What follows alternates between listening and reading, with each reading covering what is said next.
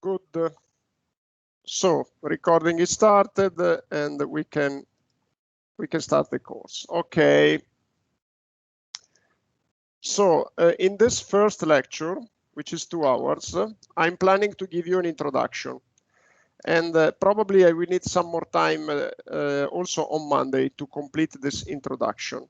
And the introduction has the purpose first to explain to you how the course works, what are the learning purposes, and how I am organized. So exam, lectures, calendar, any logistic information that you may need, I'm planning to deliver to you today.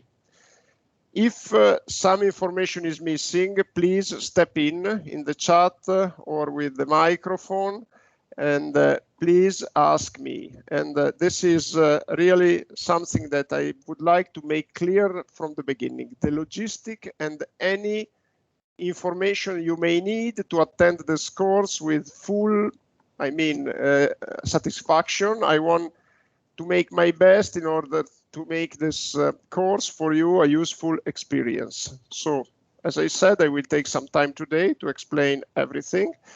And if you have any questions, step in. Also, the chat is fine. So, in order to give you this preliminary information, I will refer to the first tutorial document. And so the first information is how to access the tutorials. I think you don't need this information, but still, I wanna make clear what is my workflow, because maybe it's a little bit different with respect to the workflow of the other professors. So let me share the screen first of all with a web page with a web browser. Let me share my screen, which is now. You should see it. Let me just also open Teams with the phone, because I can check what you see, and it's helpful for me. Give me 1 second, and I'll be able to. So first of all, let me switch off the phone and okay, and connect in Teams. Very good.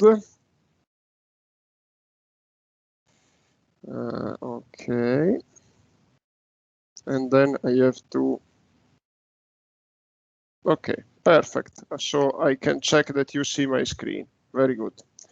This is an image from the mountain. So the first thing, I forgot to introduce myself. So let me make my introduction first. And so I am, of course, a professor at the University of Bologna. My background is civil engineering. Actually, it is civil engineering with environmental applications. And my curriculum at the university was called actually management of the land management. It was a curriculum of civil engineering, hydraulics. So the branch of civil engineering, my branch was hydraulics, and the sub-curriculum was land management, and in particular river management. I graduated not in Bologna, at the University of Parma. It is in the same region as Bologna, in 1992, my degree. I was born in 66, so I am 55 now. And after the degree, I was planning to get into a professional career as a civil engineer. Actually, I was not sure what to do, like many students when they get their master degree. My degree was a 5-year program, and it was not divided into bachelor and master. So after my degree, after my 5 years degree, I was, as I said, planning to get a profession as a civil engineer, but then I was invited by my thesis advisor to take a PhD. And my thesis advisor was working in Milan. And I thought, why not? Because actually, after finishing the university, I realized that I didn't like at all the exams, but I did like studying. So I thought, why not? The PhD is not really, I don't need to give exams. The situation is changed today. Today, if you take a PhD, you are required to take some exams. And I thought that it would be an interesting experience to study 3 years more. Keep in mind that in Italy at that time, 30 years ago, the PhD was an exception. Nobody took it because nobody was taking it because the PhD was paid really a very low salary. It was insufficient to survive, while there were many opportunities for engineers to take professional careers with very good salaries. So it was really unpopular to take a PhD at that time. And in my case, it was also in Milan, which required hiring an apartment, etc., renting an apartment, etc. And so it was really an unusual choice. I did it. It was by chance, actually, because I was asked my PhD advisor by my thesis advisor after my degree. So it was like a chance. And given that I had to wait 1 year before starting the PhD, I decided to get a teaching position in the high school, a temporary teaching position for 1 year. And then I started my PhD. At the end of the PhD, again, I planned to get into professional activities because I didn't like Milan very much. And I am from Reggio Emilia, actually, which is a city close to Bologna, 60 kilometers. I am a commuter. And so I decided to go back to my city and take a professional career. But again, by chance, a professor in Milan, Professor Bratt, whom you may know, who got a position at the University of Bologna and was building a research group and asked me, given that I was living in the same region, if I was interested in a scholarship, 2 years postdoc scholarship at the University of Bologna. And again, I said, why not? It's in my region and professional activity can wait. But I didn't think of a university career because getting a position in the university at that time was almost impossible. And then I started in Bologna, and then again, by chance, there was a position for assistant professor. I took the position of assistant professor, and then 20 years ago, I got the associate professor position, and in 2012, the full professor position. And after I started working as a professor in the university, I realized that there were many professors at that time that were combining teaching in the university with professional activities. It was very rewarding in terms of salary, in terms of money, of course, because there was the fixed salary by the university and then the additional salary of the professional activities. But I realized that I was not interested, and I decided to focus on research. So I actually did some professional activity before getting the position in the university, but I must say that my experience in profession is very limited. So I'm not a good teacher for what concerns like construction works, technical and practical details, because I don't have a long experience. And I don't have any experience in the past 15 years. And I was instead much interested by research, and I started a career as a researcher. And the reason was that at that time, research like today was becoming very exciting, with the opportunity to travel, to attend conferences in several places. And then I got involved more and more in research, and then later on in research administration. So I am still much involved in research, and actually I must say that I am not a professional engineer, I am a researcher. And I think this is useful for you to know, because I think you have to understand from each professor what each professor has to offer to you. And because during your university career, I think the advice that I give to you, you have the opportunity of getting something from teachers and getting experience, because experience comes not only by directly doing something. It also comes from study and from interaction. So actually, you can build a huge experience by interacting with your professors. And my suggestion again is to try to understand what each professor can offer to you. And what I can offer is experience in research, not in professional engineering. And experience in research means that if I am up to date, so I think in my topics, I know what is the status of current research, and my topics are hydrology, water resources management, climate change, and land management. And I think I know the research literature. I spend each week some time reading papers, reading table of contents of scientific journals, because this is something that I'm required to do. If you want to be a researcher, you have to know the literature and you have to stay updated. It is not easy because the scientific literature is huge. Is the most difficult thing about science is to get the information, because you can get the information very easily today. It's not like 20 years ago when I had to go into the libraries and waiting for the papers to be published, waiting for the papers to get into the library, struggling for convincing the librarians to subscribe to journals. Today is much easier. You have everything on your desk, on your PC. But on the other hand, the amount of information is, I mean, it's unmanageable.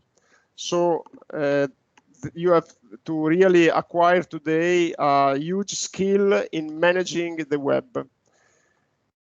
So I know what is research. I know several researchers and I have several connections. I still travel a lot, not in the last year, of course. I still travel a lot for attending conferences, and I'm not a top researcher. So just to make it clear, I'm not a big name. I'm not. Actually, I consider myself a researcher, but not at the top level. I have anyway a good scientific production, because otherwise, you know, after 20 years, it's clear that if you manage and you put efforts, you gain scientific production. Also because it's not so difficult. I mean, research is not an impossible target. It's just something that requires you to study and to make an effort to stay connected. And then once that you have the available information, it's relatively easy to propose new ideas. And then in the past 5 years also, I got much involved in administration, as I said, both in the university and in the scientific associations. In the university, I am department chair of the Department of Civil, Chemical, Environmental and Material Engineering. Actually, my term is ending in May. So when I will make the exam to you, I will be finally out of this experience. It has been a nice experience. On the other hand, my scientific activity suffered from it because it's really time demanding. I am also outgoing president of an European Research Association and the European Geosciences Union, and also this commitment took much of my time. My term is again ending in April. So in the past 5 years, I didn't produce much scientific papers. I hope in the near future to be able to go back to active research activity. So this is basically a description of my career. And one other interesting thing of me is that I am interesting. I'm not sure it is interesting, but I think it is useful for you to know. I was still I am an athlete in track and field competitions, and I am a passionate of sporting activities. I believe the fact that I practiced sporting activities for all of my life is one of the reasons why I could succeed in getting a position into the university. And because at some stages of my career, my career was really physically demanding. And I don't think I could succeed in getting some projects, in getting some papers published if I was not physically fit. And this is something that I wanted to tell you because I think an essential ingredient for your career and for your life in general is that you take care of yourself. So just keep in mind this, because in my experience, again, by chance, I learned that this was one of the key ingredients. I mean, my experience cannot be defined a very successful experience. It's an experience that, to me, it was satisfying. And I must say that I really had a lot of fun in developing my career. But the reason, and I think this is something that is it's really nice. It's something that I would like also you to experience. But I think it is extremely important, again, that you take care of yourself, maybe with sporting activity, but maybe in general, just to preserve your physical power, because it looks like work is not related to physical power. Actually, it is. And I could really see that it was very helpful. So I will never stop telling you, if you are smoking, stop smoking. If you are drinking, stop drinking a lot. Okay, some drinking is fine. And I mean, it is really something that I believe it's essential for getting a satisfactory working life, which means a satisfactory life. Okay, I have been a little bit philosophical, and this is one of my behaviors. I will sometimes I will stop teaching, let me say, for giving you some advices, and it is you have to be patient with me. It is something that I like to do.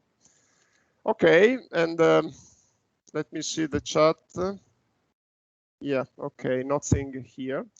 Now, let me go back to the introduction to the course after introducing myself. As I was saying when I started, what you see here is an image from the mountains, because I like sporting activities in the mountains. So don't be patient again. But let me go to my website. So, let me go first to Virtuale. So you know that the teaching material of the University of Bologna is in Virtuale Unibo IT, and you see here the web address in my address bar of the browser. So this is Virtuale, you know it. Let me get into Virtuale. Of course, this is my page. It's different from your page. So let me go to my the page of the course in Sustainable Design of Water Resource Systems. You should see something similar. And here you can see the links to the tutorial documents. So this is one way for getting the tutorial documents of this course. There are also some self-assessment tests. I will describe later what they are. Okay, this is one possible way. But there is another way to get these documents, because if you click on any of these links, like first lecture, you see here, it's called introduction. If you click here, if you click here, guidelines for a successful learning and exam, this is the first lecture, you get to a page in my website. You see, open the web page on the teacher website. So let's go on my website. And the question that you for sure have is, why don't you put the pages, the document directly on Virtuale? Okay, let me go on my website and you will see the reason. So this is my website, and actually already 10 years ago, when the university didn't have any support for uploading tutorial documents, for uploading videos of the lecture, I realized that it's extremely important for students to get the material available on the web, the documents available on the web. So I decided to build this website in order to deliver to students all the material in digital format, deliver videos, etc. And then, of course, the university later on made available these platforms, but these platforms were made available only 3-4 years ago, and in the current and very efficient mode only 1 year ago, because Virtuale was activated less than 1 year ago. So what I did is to put a link on Virtuale on the material on my website, but I didn't move the tutorial, etc. to Virtuale. I didn't close my website for what concerns teaching documents. Why? There are some reasons which I think are still very good. The first reason is that my website is more flexible. I can do things that Virtuale doesn't allow me to do. Actually, Virtuale is improving. So, I mean, this motivation is losing power, but still, I believe I am more flexibility here. This is one first reason. As I said, it's not a priority. There is a second reason, which is a priority instead. The second reason is that my website is open to the world. Virtuale is not. Virtuale is open only to students of the University of Bologna, which means that once that you are no more a student, you will not have access to Virtuale anymore. This is something that I don't like, let me say, because I think that teaching material should be open and accessible to everybody. And in particular, I think teaching material should remain accessible to students even after they took their degree. And so I really wanted to opt for a fully open access approach. Which means that on my website you can copy everything. Everything is public domain. And also this material is evolving. Somewhere in my website you can find a description of my philosophy. I evolve the material day by day. And therefore, when I believe in my intention, this material could be a reference for you during your professional career, because it will be continuously updated based on recent research development, etc. So in this way, I think you have a good reassurance that you will have access to the material even later. And last but not least, I want this material to be safe, completely safe, which means that just 1 second, because I have in the waiting room someone. Let me check. I don't understand. I don't understand this. Just 1 second.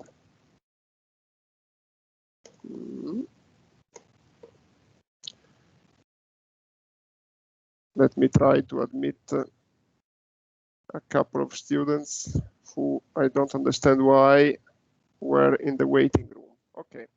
So as I said, I want the material to be fully safe. Virtuale is safe, but it's, you know, these platforms may change. They may decide to move to other platforms. And I'm not really sure that they may decide to deactivate something. Like, for instance, streams which I used to record the lectures in the last semester, they told me that it's going to be dismissed, which means that the videos of those lectures may be lost. So I just wanted to make sure that I was using a platform that I own, which means that I am the management of the information is something that fully relies on me and not on a third party.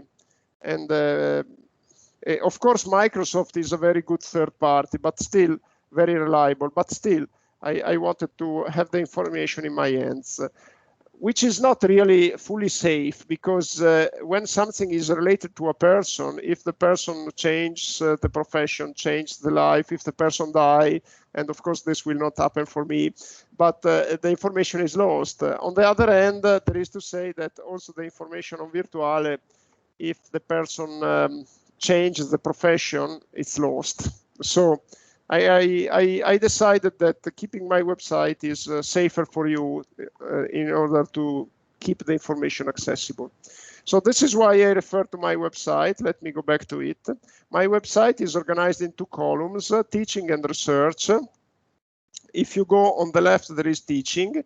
And if you click on teaching here, you get a list of the tutorials of all of my courses back to 5-7 years. I don't remember the starting date. So we are interested in the tutorials of Sustainable Design of Water Resource System 2021. So we click here. And here you see a description of an introduction to the course, which explains how the course is delivered. So let's refer to this page. I change the platform. I go here because this is larger. So it's, let me 1 second. No, actually, this is the same. I want to get, just 1 second. I have a version of my website that is more, this one. It's more useful for teaching. It's more fit for teaching. Now, I refer to this web page. I hope that you understood how I got here. Again, you can get here by Virtuale. And if you have any question, write on the chat or step in with the micro. And just 1 second, I want to check the chat. It's nothing is there. Fine.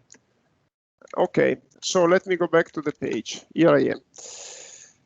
I am now talking and reading the page. I keep the page on the screen just as an help for me to remind what I want to say, to remember what I want to say.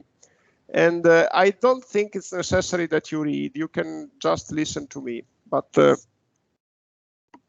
anyway, I keep the page on the screen. So this course is called the Sustainable Design of Water Resource Systems. And here there is a plural missing and in the title. And it's a course that it's changing its name in the next year. The next year, it will be called Climate Change Adaptation. And the content of the course is already smoothly changing to the focus on water resources systems only, to a more general treatment of climate change adaptation.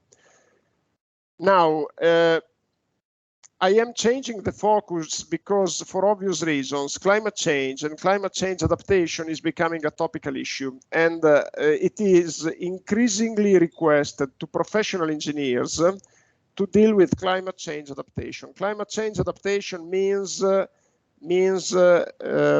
elaborating strategies and solutions for contrasting the impact of climate change. So you understand that on the one hand, this is a topical issue. It is an emergence for society. On the other hand, this is a typical task of engineers. And this is something that for some reason, which we may have time to discuss, it's not known to the public, it's not yet recognized. The role of engineering in climate change adaptation is something that is still not fully recognized. Indeed, it's an essential role, which is also imposed by law. I mean, when there is to design an infrastructure for increasing the water supply, this is a professional task for engineers, which is recognized by the laws in force in I would say everywhere, in all the countries, which means that this is a role that is recognized by the authorities. And I mean, it's essential, but for some reason, because climate change is still an issue that it's not fully known and understood in technical terms, for some reasons, for these reasons, the role of engineers is still not fully recognized. But in the future, it will be so. It will be recognized. I am sure of this because it's unavoidable. And therefore, I think that we need to reform, to restructure our teaching programs to include climate change adaptation explicitly. It's not easy because this is a research issue. So research is still working on climate change adaptation, which means that, you don't find in textbook how to adapt to climate change. And of course, this is something that makes teaching a little bit complicated. I'm sorry, I'm still admitting students. Makes teaching complicated, of course, because actually it's not clear what to teach. And but precisely for this reason, I think we need to in a way, anticipate. And this is why I am progressively shifting the focus on climate change adaptation. And again, next year, the course will change its name, but the content will not change much because it's already focusing on climate change adaptation to some extent. Okay, so the purpose of this course is to provide an overview of modern techniques for estimating design variables for water resources systems in the presence of human impact. You can read here. Human impact means also climate change. And our systems, which we will consider during the course, are not many because we don't have time to provide a comprehensive overview. What I want to give you is the skill in order to expand your experience, your knowledge later on if needed. I want to give you an introduction to put you in the condition of expanding your knowledge related to climate change adaptation and water resources in particular, if needed in the future. To do so, I will provide you some. Let me split the information that I will provide to you in two categories. There will be general information, let me call it in this way, and technical specific information. The general information is multidisciplinary. It's not only engineering. It's mainly descriptive because it's, as I said, interdisciplinary.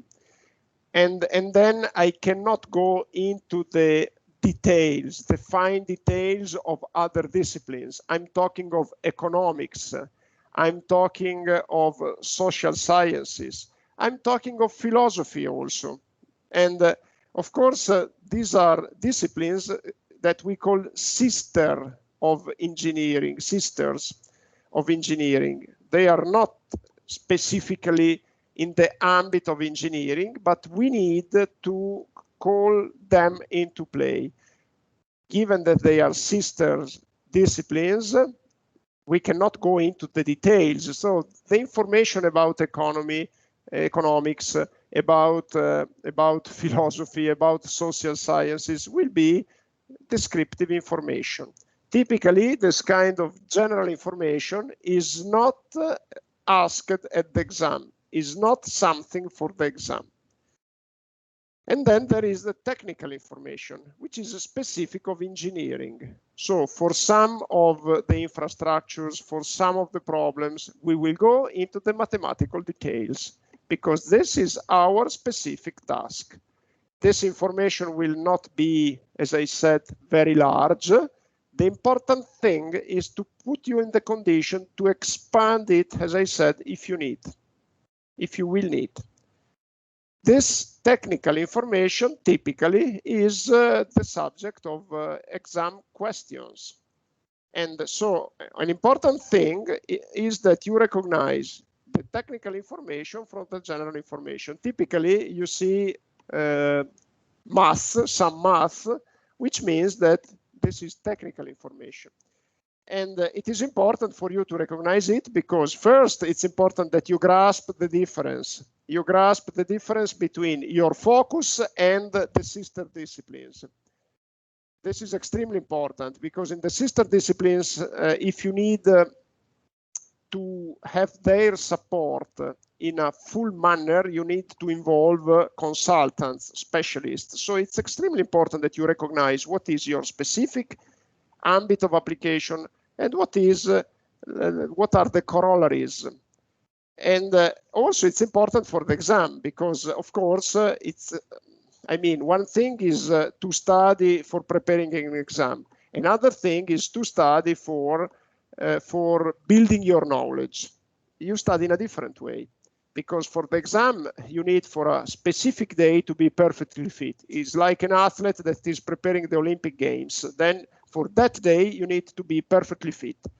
Another thing is a person that is preparing for being in a good shape forever. It's a different thing. And therefore, there is something that will be asked at the exam. You have to recognize it because on the day of the exam, you have to be fully prepared on that. And then there is something more general you don't need the day of the exam to be fully prepared on that, but you need on this general information to keep a good fit. Now, I'll tell you what are the part of my lectures that will be asked at the exam. So I will explicitly tell you, so you don't have to bother about this. If you are in doubt, you just have to ask me. It's not a stupid question. If you ask me, Professor, are you asking this question? Are you asking this topic at the exam? I will reply to you, no problem at all. Also, you will see in the last lecture, I will make a summary of the questions that of the frequently asked questions, FAQ at the exam. So I want to be very clear. For the exam, I want to be, again, very clear. Because I think that if I am clear with the exam, then you gain some benefit for your overall preparation. And keep in mind, your target, your primary target is not to get a good mark at the exam. This is a target, but your primary target is to gain knowledge. And otherwise, I mean, the mark at the exam, the degree mark is important, but what is even more important is are your skills. If you want to build a good career, if you want to find a job, the skills are the important thing, not the mark, the degree mark. Who is hiring you? Yes, they are looking at the degree mark, but they especially look at the interview and they look at you during the trial period. So I hope I was clear in the target that we have to achieve together. Okay, so the lectures will be online in physical presence. Of course, I mean, physical presence, COVID-19 permitting, and contemporary streaming video. The videos of the lectures will be recorded and made available open access on YouTube. So see below the link. The videos of my lectures are on YouTube since 2012. You can find there also my lectures of the past years, but you are not interested in them. Okay, another thing is interactive learning. A couple of years ago, 3 years ago, I wanted to join a project that was launched by the department, my department, our department, and also the university to promote interactive learning. And it was not under COVID-19, it was before than that. So interactive learning for me means that I want to involve you in the teaching. And involve you through, for instance, here there is a list of potential activities, videos of the lectures available online. This is a way to better involve students. And of course, this is fine. I mean, now under COVID-19 is a usual practice.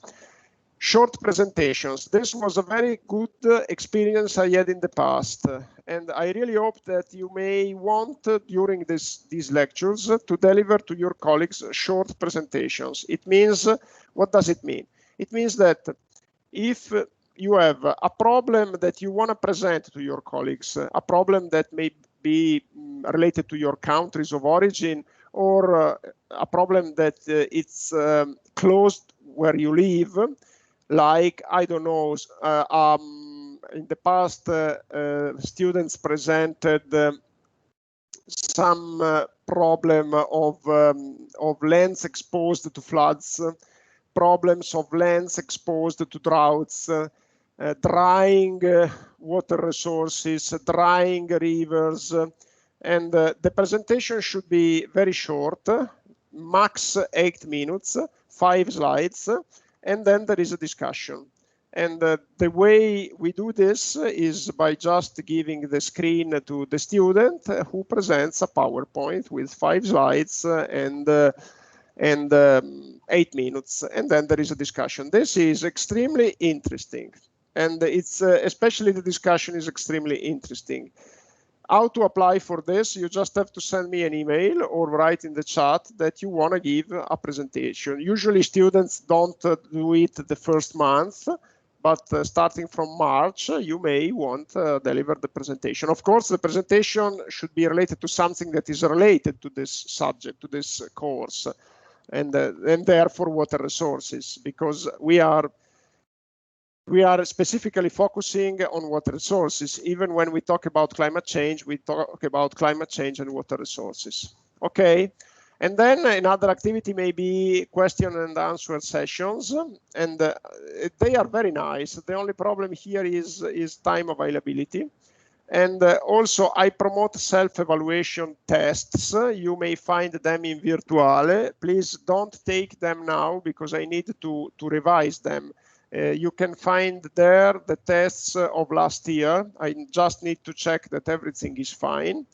And I also would like to promote the collection of anonymous surveys of your opinion on the course.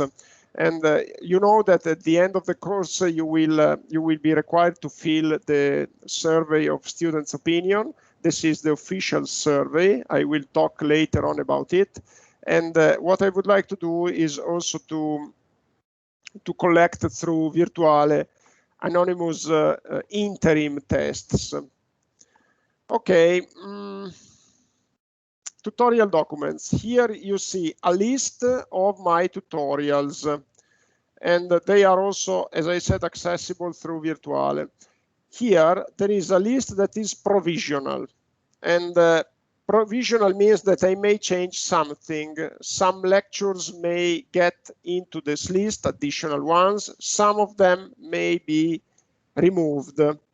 And I just want to give you the provisional list at the beginning because this allows you to get full perspective of what is my plan. My plan may change. What is the format of these tutorials? Let me click on one of them just by chance. For instance, this one, assessing water resources availability, deductive methods. They are in the form of web pages. And what is the reason why I adopt this format? Because it's prone to continuous evolution, and I can include links, and they are extremely useful because it allows me to, first of all, to redirect you to important information on the web. The second advantage of web pages is that through links I can illustrate to you, I can further exploit your experience in web browsing. As I said before, I think web browsing is emerging as a necessary and very important skill for engineers. The capability of selecting information from the web, to make a selection, to distill important information. This is something that it's really today necessary. And I think the best way to learn it is to get experience with the web, to basically, what is the driving concept? The web is presenting a lot of material, there is a lot of unreliable material. How to recognize then the reliable information? The driving concept is that the more a web page is read, the more a web page is tested, the more reliable it is. So you have to search for official information from governments, from university, etc. But you have also to look for very popular, widely read information, widely accessed information. And this is the driving concept. Of course, it's not so easy to recognize what is widely accessed when you get a Google list. So you search for in Google. First, you have to learn how to use search terms. This is extremely important. And then you get a list. It's not so easy to recognize what is the reliable information, the widely accessed information. You will see that most of my links refer to Wikipedia in English. To me, Wikipedia in English is widely read, and it's a very reliable information. I know that I have colleagues who are not convinced about it. I admit that Wikipedia in national languages sometimes is not reliable, but when Wikipedia is, again, widely read, and also Wikipedia gives to you the opportunity to look at the history of a Wikipedia item, when it is widely read, I think it is reliable. So most of my links refer to Wikipedia, but I also refer to other websites which I had the care of testing. And I mean, getting the skill, once again, don't underestimate the power of good experience in web browsing. Okay, so you see these are it is an example of a lecture with figures, and at the bottom there are mathematical relationship. At the bottom you will find the references, and sorry, the bottom I went too down. Okay, here there are the references. In this case, the list is very short. In some cases, you see a PowerPoint presentation that can be downloaded. And just 1 second, I need to give permission to my colleague to present another lecture. Give me 1 minute. I just need to go to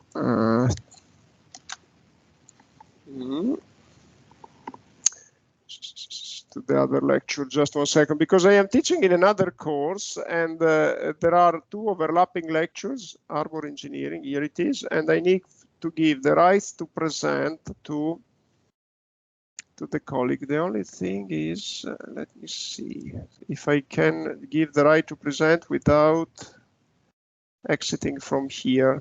Let me see. I don't think so. I think I have to leave you 1 second, and I hope, okay, give me 1 second, I need to leave you. I'll get back soon, because I can't give, let me make another attempt, but no, I can't give the right to present without, just 1 second.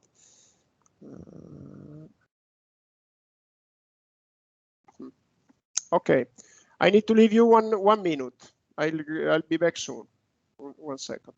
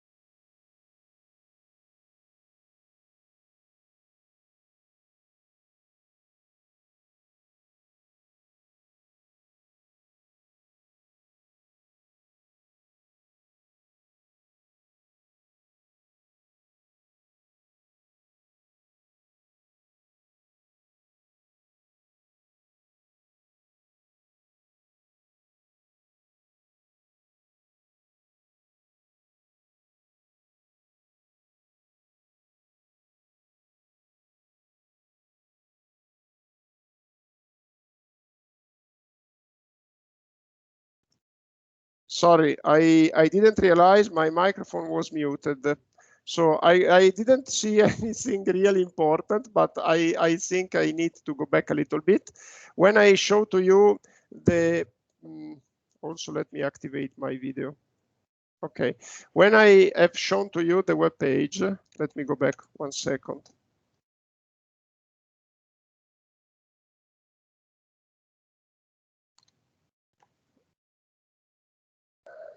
I was talking, I talked a little bit about the PowerPoint, and I said the PowerPoint presentation is useful for teaching, not for studying. So I will use it when I will teach in physical presence. And so you don't need to download it, you don't need to look at it. And then there is the date of the last modification, which is useful for you to get information about the information that is reported here. Now let me go back. And as I said, but you couldn't listen, so I repeat. Then in the lectures, there are, as I said, the links. The links are meant to provide additional information. If you want to expand your knowledge, if you are interested in a topic, and you want to know more about it, then my suggestion is follow the links. The links are not essential for preparing the exam, are not essential for your basic education. So what is essential for your education, what is essential for the exam is in the text of these web pages. There are exceptions. There are some links that may be essential, and I will tell you when there are these exceptions. Okay, now let me go back to the exercises. After the list of the lectures, you have a list of the practical exercises. We will develop together some practical exercises, and their purpose is to expand your experience in problem solving. Their purpose is also to expand your experience in computer programming. I think it is extremely important today that you gain a very good capability of writing programs on the PC, because in the modern profession, commercial softwares are very useful, but often are not enough. You need to do some more. And this is why these exercises are not developed in Excel, are not developed in any commercial software. They are developed by using MATLAB or other similar softwares in order to require you to write your own new program.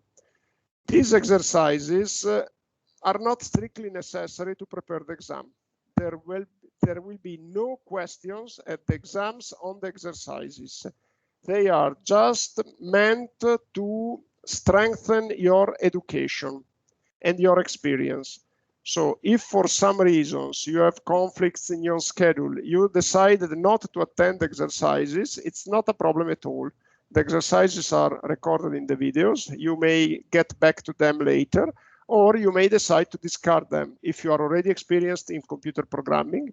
If you realize that the exercises are too easy and don't give you anything more with respect to what you already have, it's no problem at all. You can skip them.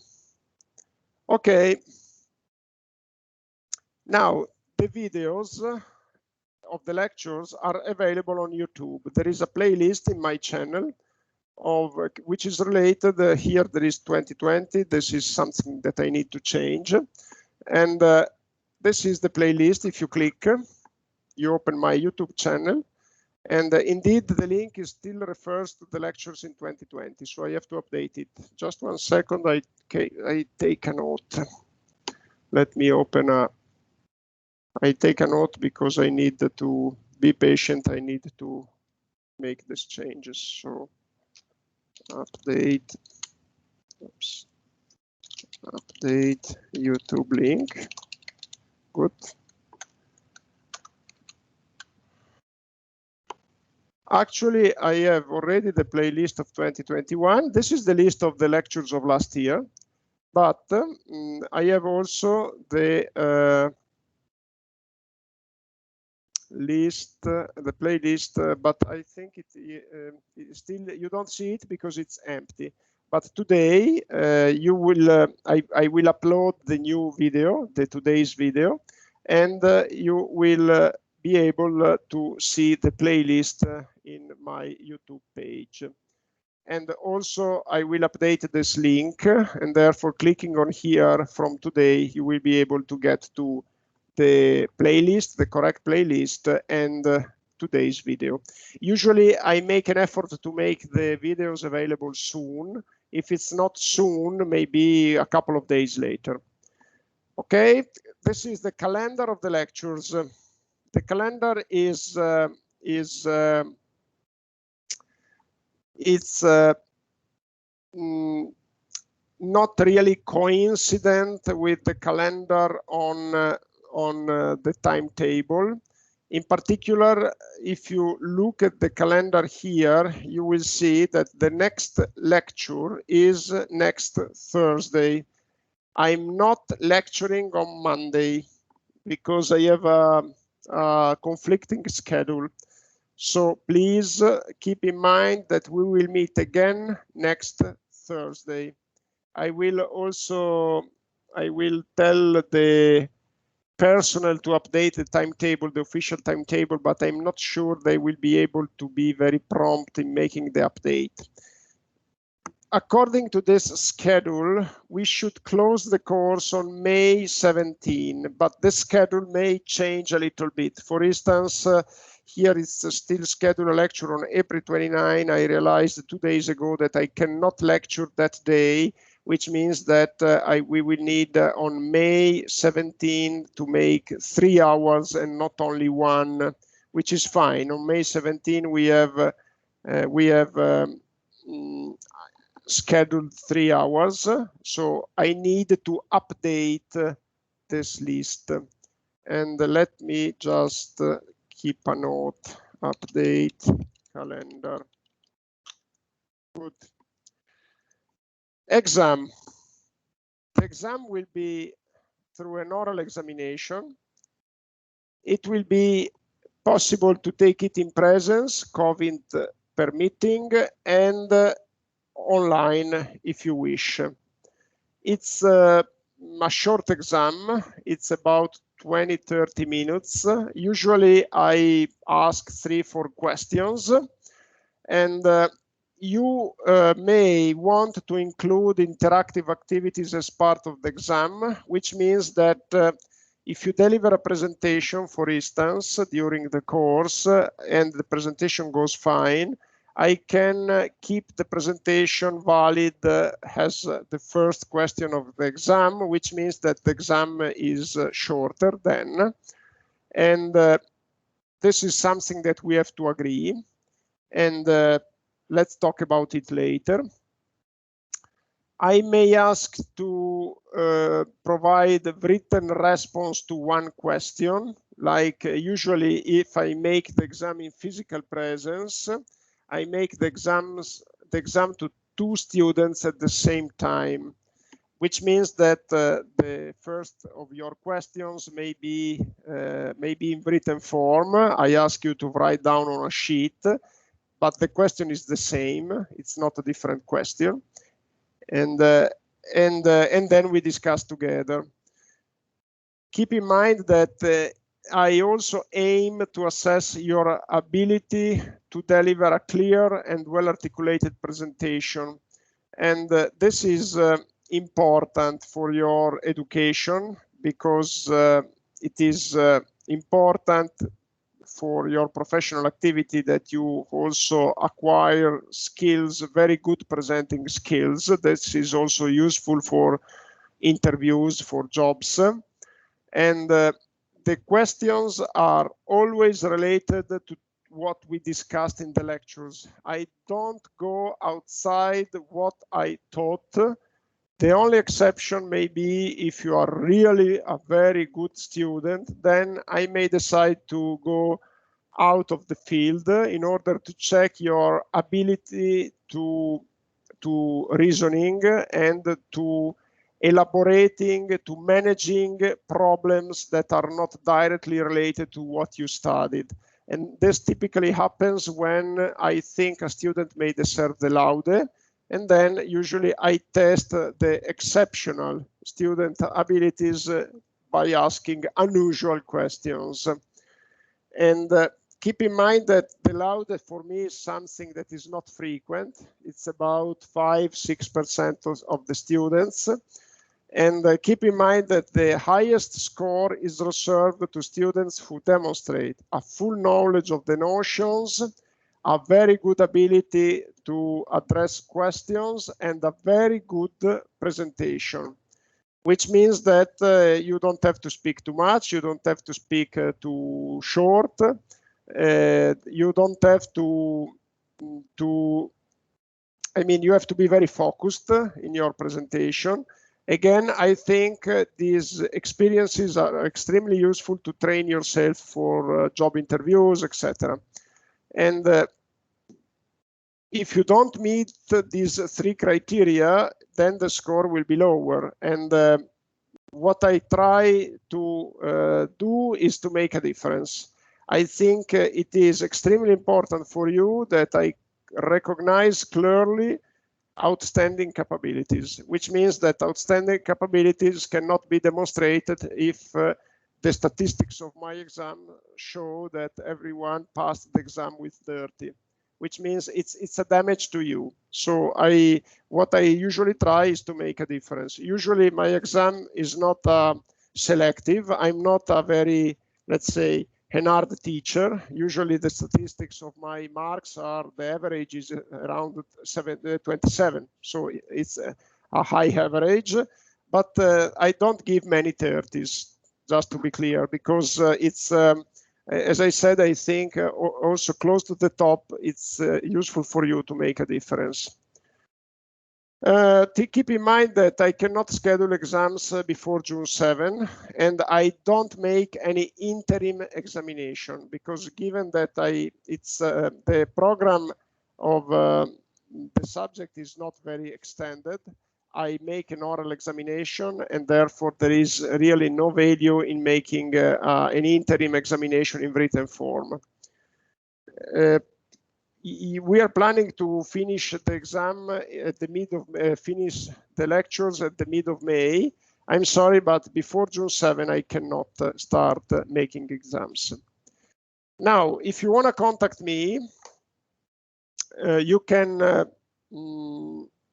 if you want to contact me for asking questions or getting clarifications, this can be done also during the lectures, and this is the form I want to stimulate you to resolve your doubts. I highly suggest you to ask questions during the lectures, because in this way you train yourself also to interact with several people, and also I think students benefit a lot from the discussion. So what I really wanna do is to stimulate you to talk or to write on the chat, but I prefer talking. And so if you have any doubt, any question, even if it looks like a stupid question, actually a question is never stupid. So even if you don't think it's the case of asking it, I really encourage you to step in and to expose your doubts, to stimulate the discussion. I will be very grateful to you, and to some extent, it will also help me to gain a very good opinion of you if you step in, if you ask questions, if you stimulate me, if you challenge me. I really appreciate this.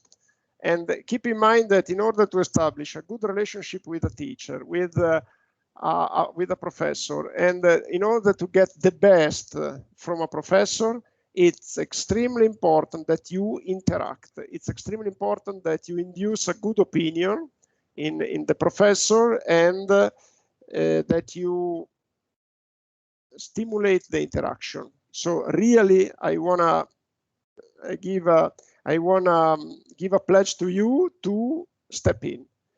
If for some reason you want to contact me besides the lectures, you can write me an email. I always prefer to meet students by Teams or physical presence collectively, because again, for interaction, it's better, but I have no problems in meeting you individually.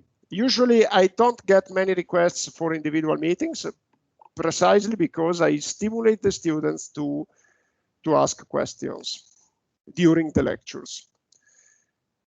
Okay, so now this is the part dedicated to the logistic should be closed.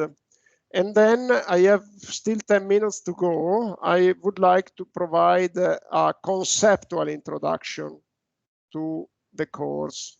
But before moving forward, I would like to ask you if you have any question. Let me go to, I want to see the chat also.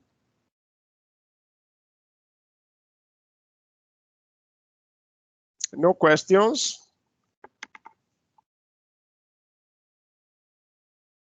Okay, that's fine.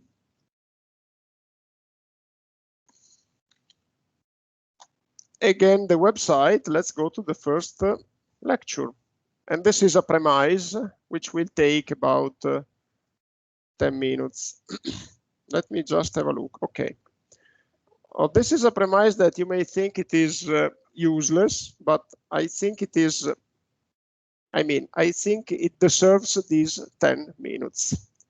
So, what is the target of this course? I already mentioned to you what is. It is to get an up-to-date information on climate change and water resources, which means also sustainable design of water resource systems. Actually, I think these two, the new name of the course, climate change adaptation, is a synonym of the old name, sustainable design of water resource systems. And so this is the focus, but how should we better structure our education together? So let's, I think the best way to devise how to teach and to decide how to study is to look at the external world and to look at society. If you look at society, you see societal challenges, which is, it is a constant of humanity. Humanity always had societal challenges, which means basically challenges dictated by the interaction between humans and the environment. In the earth, we have to survive. We have to survive to an environment that is basically hostile. Think about the pristine environment of the world. They are hostile. If you go in the Amazons, if you go at the poles, if you go in the Siberian plateau, if you go in Himalaya, these are hostile environments. And therefore, humanity always had the need to survive. Humanity always had challenges. What did humanity do? Humanity tried to move to places where surviving was easier. Temperate climates, zones with a lot of water, with a lot of rainfall, with a lot of opportunities for agriculture, with a lot of opportunity for connections today. And humanity in these places tried to modify the environment in order to make the interaction between humans and the environment easier. What we did in building cities, we built cities. And why did we build cities? Because we realized that living in a community is an advantage with respect to living isolated. Fine. And then why did we build roads?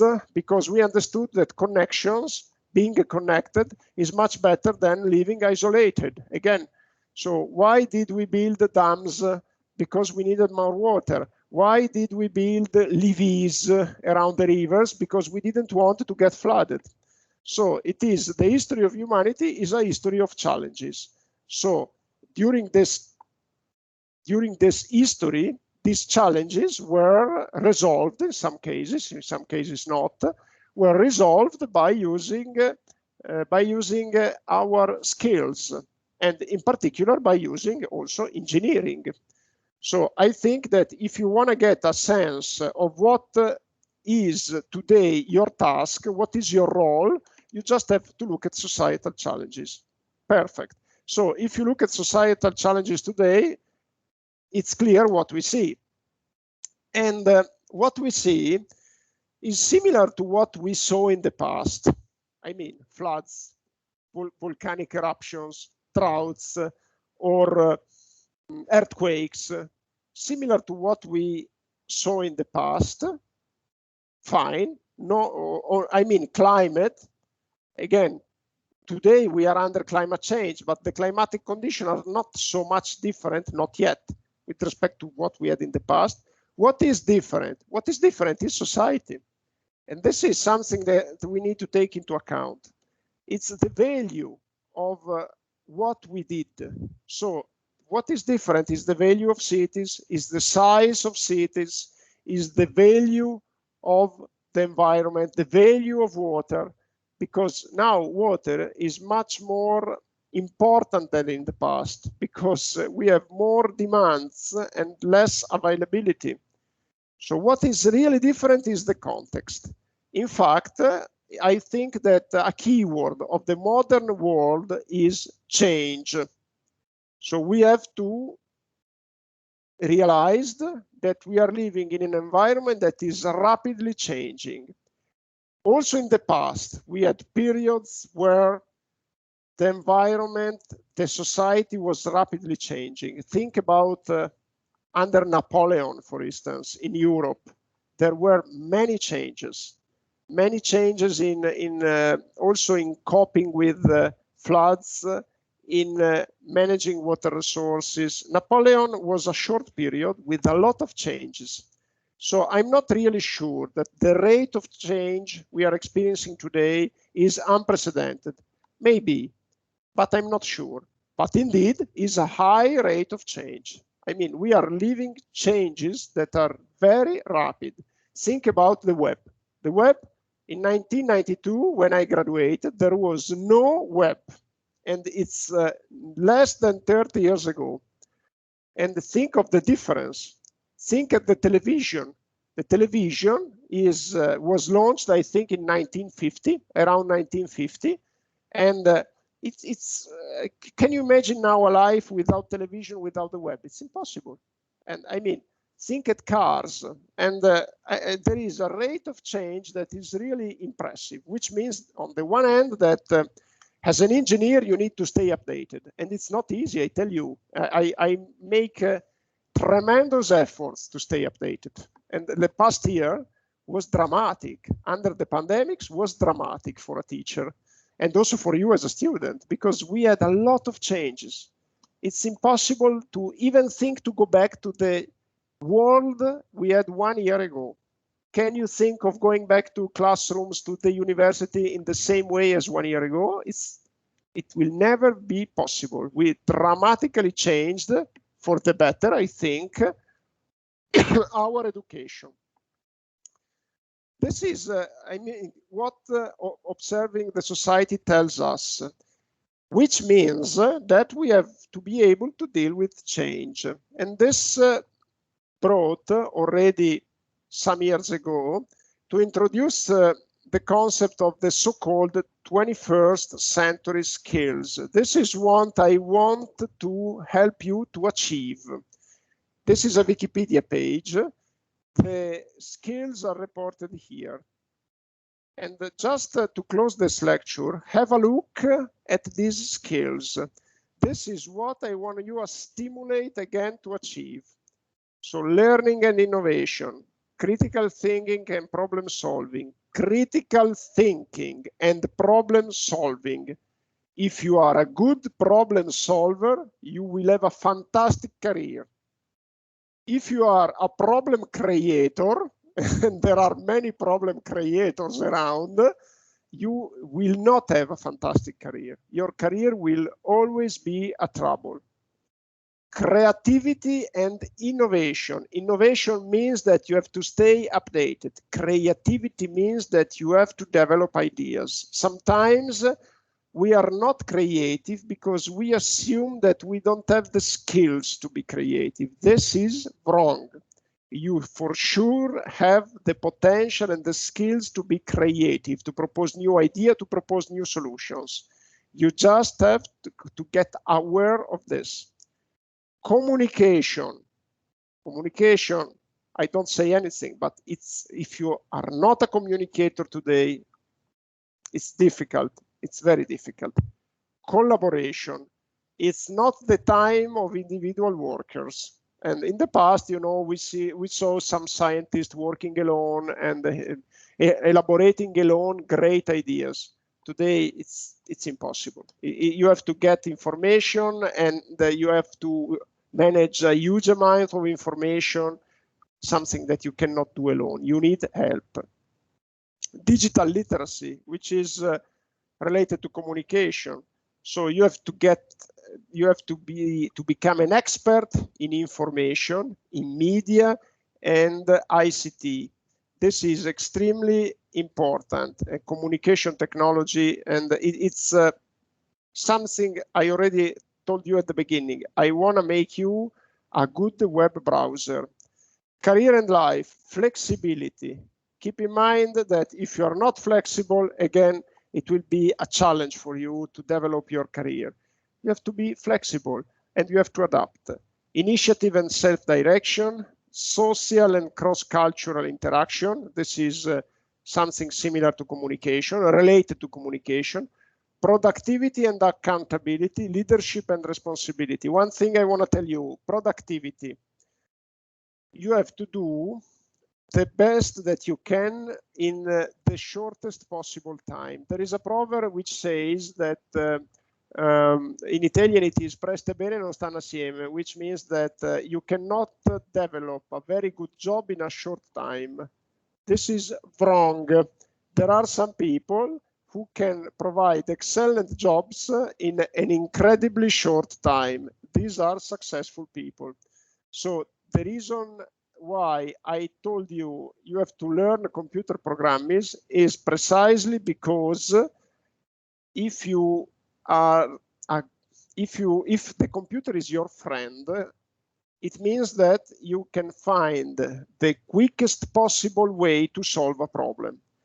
And you have to become an expert in this. You don't have to lose time. But not for, not for a nevrotic and maniacal obsession of doing more and more. You don't have to become a workaholic. But if you save time, you gain time for relaxing. So if you save time during the day, you have time in the evening to go out for jogging, for whatever you want to do. And it is extremely important to take care of yourself, that you are efficient. And you know, today, given that we work at the PC, it happens that you have to make during your working day a task like 100 times. If you make a task 100 times, which often happens, like making a computation, etc., and you save every time you do it 30 seconds, at the end of the day, you gained 50 minutes. And 50 minutes are a lot in the evening in order to go to relax with friends, in order to stay with the family. So this is extremely important. You have to become very productive, very efficient.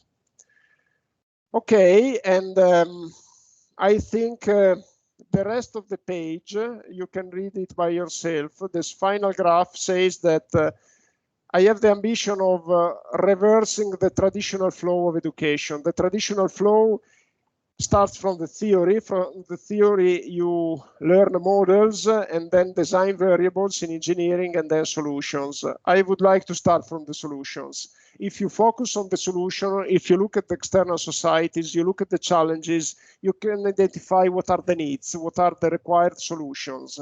And then let's go back from the solution. What design variable do I need? I need the peak flow. Perfect.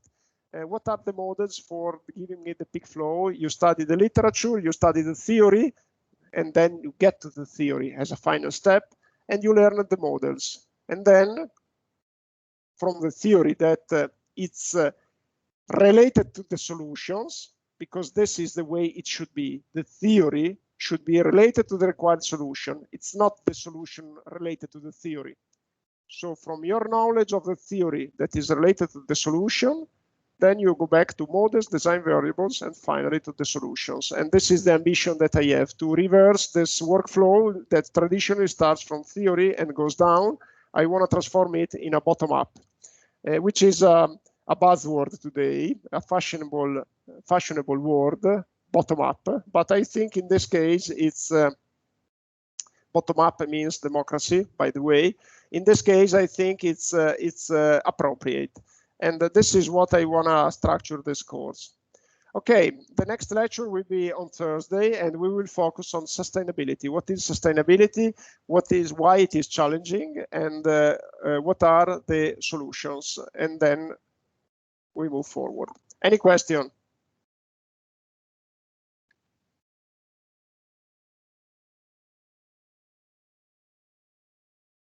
Yes, Sarah, there is a question on the chat.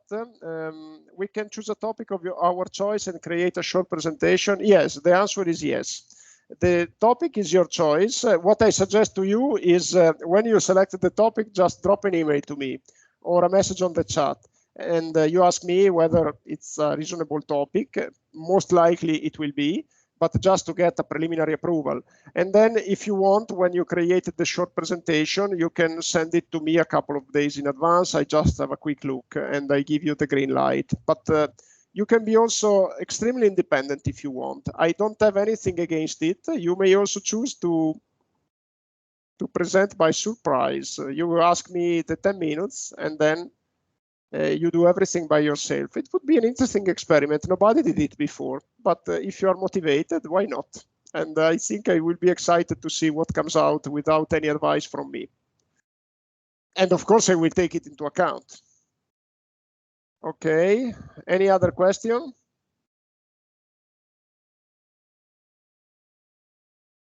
Okay, I hope the lecture today was meeting your expectation. And if you have some critical suggestions for me, I really would like to get it.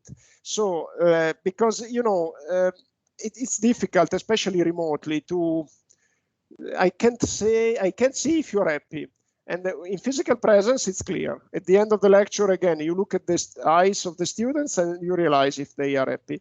In this case, it's a bit embarrassing because I mean, sometimes at the end of a lecture, I think, wow, this lecture was really bad. But maybe that my perception it's not the same as yours. So I would really appreciate if you think that I am too much technical or not enough technical.